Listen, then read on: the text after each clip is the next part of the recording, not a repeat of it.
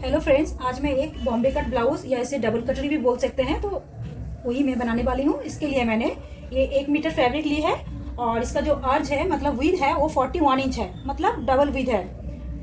तो मैं इसका 1 मीटर कपड़े में मैं बॉम्बे कट ब्लाउज बनाना सिखाऊंगी।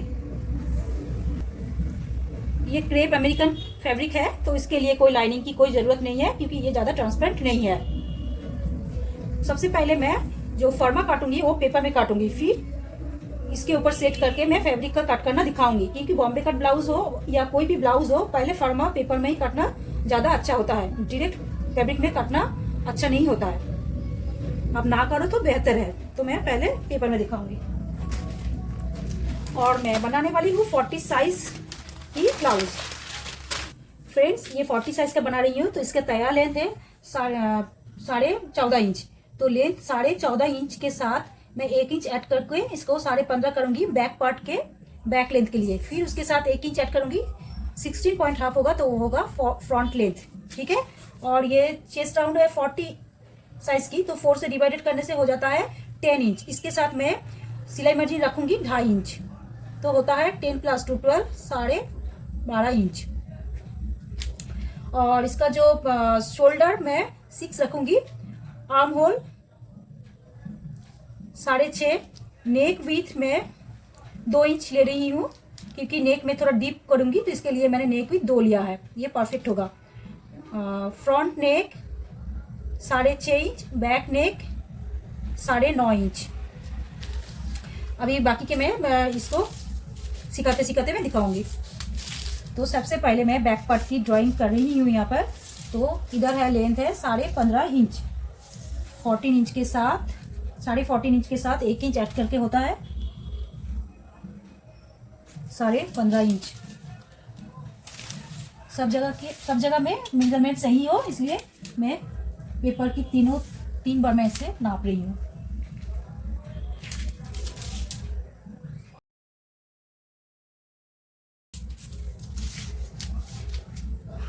ये देखिए, ये हो गया 15.5 इंच। अब मैं इसको पेपर को थोड़ा घुमा लेती हूँ। इधर से मैं शोल्डर ले रही हूँ 6 इंच और आर्म होल ले रही हूँ 6.5 इंच।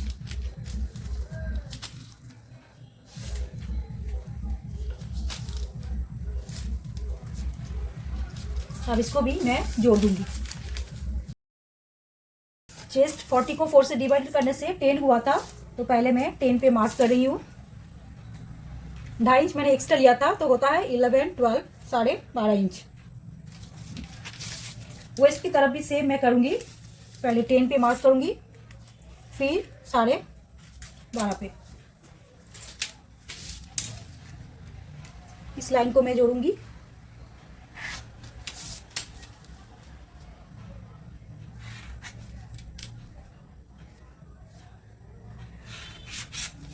ये मैंने जोड़ ली है।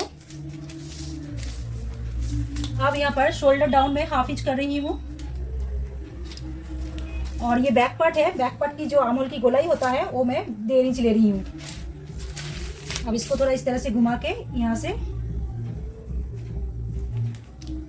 मैं आर्म होल की शेप दे रही हूँ।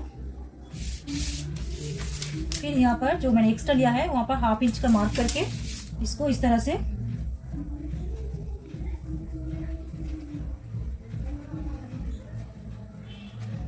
मैंने मिला दिया। इसको ध्यान से देख लीजिए। अब नेक विड्थ में 2 इंच ले रही हूँ, तो इससे बहुत ज़्यादा डीप करने से भी ये नेक आपका शोल्डर गिरेगा नहीं, नेक भी गिरेगा नहीं। तो 2 इंच मैंने नेक विड्थ लिया है। नेक विड्थ लेने के बाद शोल्डर डाउन के साथ इसको अटैच कर दिया। ये मैंने 2 इंच लिया है। अब जो बैक नेक है वो मैं 9.5 इंच ले रही हूँ। अब यहाँ पर एक बॉक्स बनाऊंगी। यहाँ पर मैंने 2 इंच लिया है और यहाँ पर मैं, आप अगर यू नेक लाइन बनाना चाहते हैं तो 2 इंच पे भी बॉक्स बनाइए। मैं थोड़ा राउंड शेप की बना रही हूँ, तो यहाँ पर मैं 2.5 इंच पे एक मार्क कर रही हूँ। इस तरह से 2.5 इंच पे एक बॉक्स बनाऊंगी। अब इस लाइन को मैं जोड़ दूंगी। यहाँ पर मैंने 2 लिया है, यहाँ पर 2.5 लिया है क्योंकि मैं थोड़ा सा नेक को स्प्लिट करूंगी।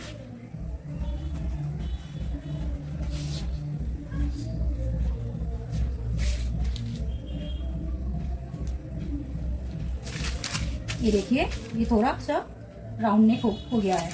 अगर आप यू बनाना चाहते हैं तो यहाँ पर 2 इंच मार्क करके इसको यू बना सकते हैं। अब यहाँ पर आता है टैकिंग। अब देखिए, टैकिंग के लिए मैं यहाँ पर इसको मेजरिंग टेप को रख के यहाँ पर 3.5 इंच पे एक मार्क करूंगी, एक 4 पे और एक 4.5 पे। ठीक है, ये एकदम ये जो पोर्शन है कंधा का, इसका बीचों बीच आ रहा है, थोड़ा सा बीचों बीच आ रहा है। तो मैंने एक 3.5 इंच पे मार्क किया, एक 4 इंच पे और एक 4.5 इंच पे। ठीक है, और इसका जो लेंथ है वो कैसे लेना चाहिए, ये देखिए, ये जो नेक है, नेक का नीचे रहना चाहिए। तो मैं यहाँ पर 4 इंच पे खत्म कर रही हूँ इसको। तो टैकिंग का जो लेंथ है मैं 4 इंच पे कर रही हूँ। तो यहाँ पर जो ये जो सेंटर है ये 4 इंच, यहाँ पर भी मैं 4 इंच पे एक मार्क करूंगी। फिर इसको इस टैकिंग को मैं जोड़ दूंगी।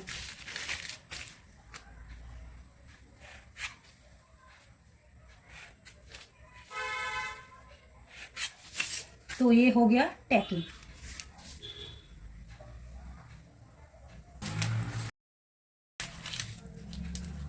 अब ये जो साइड वाला पार्ट है वहां पे एक 1/2 इंच पे मार्क करूंगी, इस तरह से 1/2 इंच पे मार्क करने के बाद इसको इस तरह से मैं जोड़ दूंगी। तो ये बैक पार्ट का जो फॉर्मा है वो कंप्लीट हो चुका है। इसको काट करके बैक फ्रंट फैब्रिक में सेट करके मैं फैब्रिक काटूंगी, वो भी दिखाऊंगी। और ये है जो है यहाँ पर कपड़ा, ये मैंने एक पार्ट काटा है, यहाँ पर फोल्ड रहेगा, बैक पार्ट में कोई हुक वगैरह नहीं होगा, ये फ्रंट ओपन होगा। तो मैं इसका काट करूंगी। अब फ्रंट पार्ट का जो ड्राइंग है वो मैं कर रही हूँ। इसके लिए मैं 16.5 पे मार्क कर रही हूँ। शोल्डर में 6 इंच ले रही हूँ। आर्महोल के लिए मैं 6.5 इंच पे मार्क करूंगी।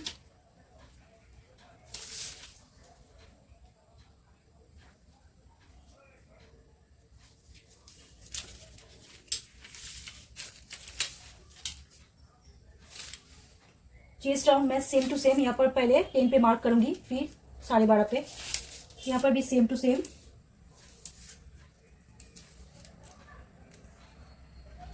और इस मार्क को मैं जोड़ दूंगी।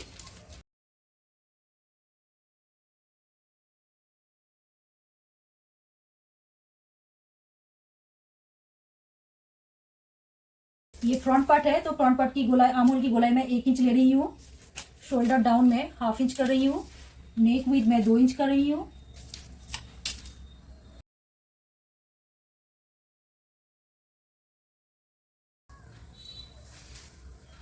फ्रंट पार्ट की जो नेक का डीपनेस है वो मैं 6.5 रख रही हूँ। आप चाहो तो कम या ज्यादा कर सकते हैं। आप यहाँ पर भी मैं एक बॉक्स बनाऊंगी।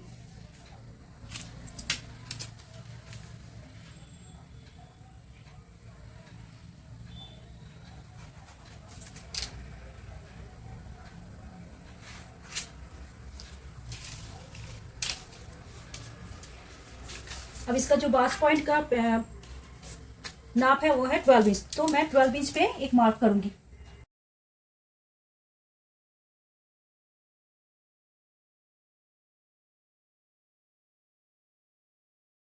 12 इंच पे मैंने मार्क कर लिया है। अब देखिए, जो 12 इंच का जो मार्क किया हुआ है, यहाँ पर मैं 6.5 इंच पे एक मार्क करूंगी। ये है 6.5। तो इसका जो आधा है, ये देखिए, ये मैंने 6.5 पे एक मार्क किया हुआ है, इसको मैं आधा कर लूंगी। तो इसका मिडिल में सेंटर निकल जाएगा। तो यहाँ पर हो गया इसका सेंटर। तो देखिए, यहाँ पर 6.5 का लगभग 3.25 एकदम परफेक्ट है। 3.25 ही आया है इसका सेंटर। 3.25 पे मार्क किया हुआ है।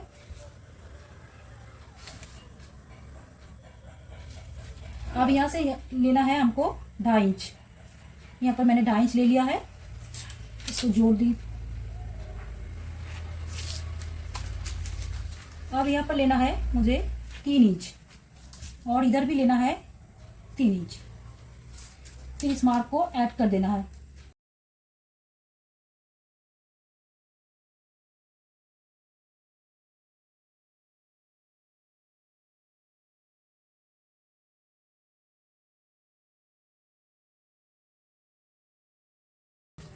इसको मैंने कर लिया है। ये जो मैंने आर्महोल की गोलाई दी है, यहाँ से इस तरह से 2.5 इंच पे एक मार्क करना है। यहाँ पर हो रहा है 2.5 इंच। ये मैंने 2.5 इंच मार्क किया। और ये जो नेक का जो बॉक्स बनाया हुआ है यहाँ से मैं 1 इंच पे एक मार्क करूंगी।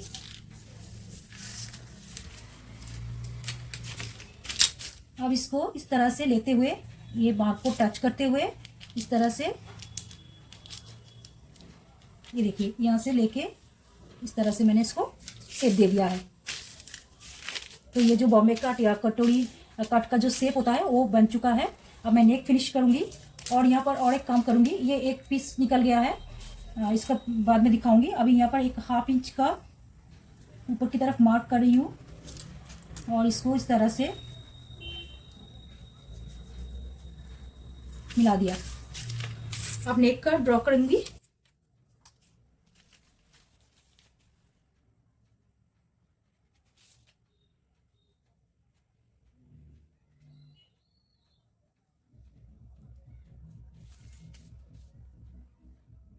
ये देखिए ये ड्राइंग हो चुका है। अब मैं इसका कट करूंगी।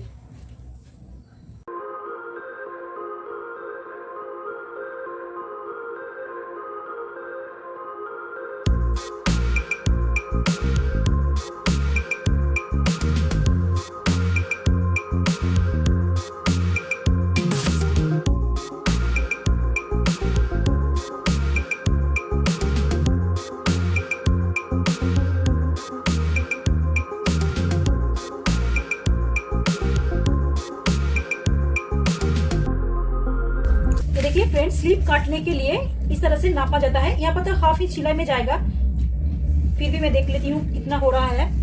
तो ये 12.25 इंच हो रहा है। 1/2 इंच सिलाई में जाएगा, 1/2 इंच सिलाई में जाएगा तो फिर 12.25 से थोड़ा कम होगा। तो ये लगभग 11.5 इंच तक हो रहा है, 11.5 इंच। और ये जो फैब्रिक है, मैंने 1 मीटर फैब्रिक लिया है, इसको मैंने 4 फोल्ड करके रखा है। फोल्ड मेरी तरफ है और जो खुला पोर्शन है ये बाहर की तरफ है। तो इसको मैं नापती हूँ तो ये 10 इंच हो रहा है। मुझे यहाँ पर नापने से हुआ है 11.25 इंच से 1 थ्रेड ज्यादा, और यहाँ पर है 10। मैं इसी को काट करूंगी। अगर वो मैच हो जाएगा सिलाई में तो अच्छा है, नहीं तो मुझे साइड पैनल में जोड़ना पड़ेगा एक्स्ट्रा फैब्रिक। ठीक है। अब जो मैंने स्लीव लेंथ लिया है वो लिया है मैंने 9 इंच। 9 इंच के साथ मैंने 1.5 इंच जोड़ा है फोल्ड के लिए, क्योंकि नीचे की तरफ 1 इंच मैं फोल्ड करूंगी और जो आमूल की सिलाई के लिए 1/2 इंच जाएगा। तो ये 9 इंच के साथ मैंने 1.5 इंच ऐड करने से होता है 10.5 इंच। तो 10.5 इंच मैं इस तरह से नाप ले रही हूँ।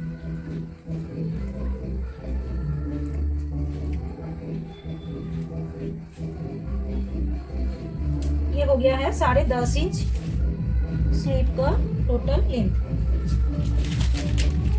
अब यहाँ पर मैंने जो आर्म होल ली थी वो ली थी 6.5 इंच। 6.5 इंच, 6.5 इंच का हाफ होता है 3.25 इंच। 6.5 का हाफ होता है 3.25 इंच। यहाँ पर 3.25 इंच मार्क कर रही हूँ, लेकिन थोड़ा ज्यादा लेने से शेप ज्यादा अच्छा रहता है। तो मैं यहाँ पर 3.25 इंच पे मार्क कर रही हूँ। 3.25, 1/2 इंच ज्यादा। और स्लीव राउंड है 11 इंच। 11 इंच को हाफ करने से होता है 5.5 इंच।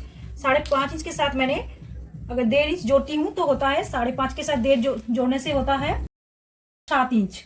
तो यहाँ पर मैं 7 इंच पे एक मार्क करूंगी। अब इसको शेप देना है तो मैं इसको अपनी की तरफ घुमा रही हूँ। इसको कैसे शेप देना है, ये जो नीचे वाला मार्क है उसको मैं इस तरह से थोड़ा सा इसको इस तरह से कर लेती हूँ।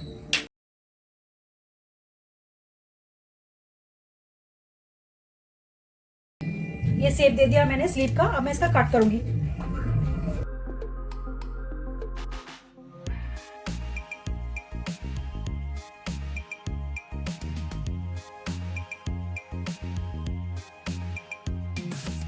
ये देखिए मैंने स्लीव का कट कर चुकी हूँ। अब जो अंदर की तरफ जो शेप रहेगा फ्रंट पार्ट के लिए, इसको मैंने एक फोल्ड में इसको खोल रही हूँ। इस तरह से मैंने इसको खोल लिया। अब सिर्फ एक ही तरफ मैं इस शेप को डालूंगी जो फ्रंट पार्ट के साथ अटैच होगा।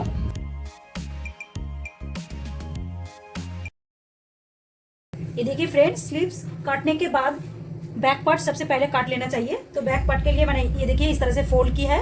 फोल्ड अपनी तरफ रखा है, फोल्ड को अपनी तरफ रखा है। ये देखिए बैक पार्ट में मैंने मार्क किया हुआ है फोल्ड का। तो इसको इस तरह से सेट करूंगी। ये देखिए थोड़ा सा कम है, इसको थोड़ा सा बड़ा कर लेती हूँ।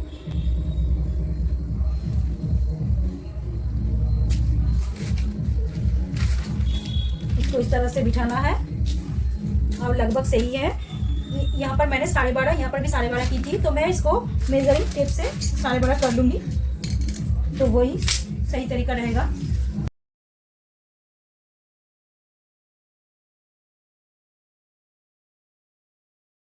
ये देखिए मैंने इसको सेट कर लिया है।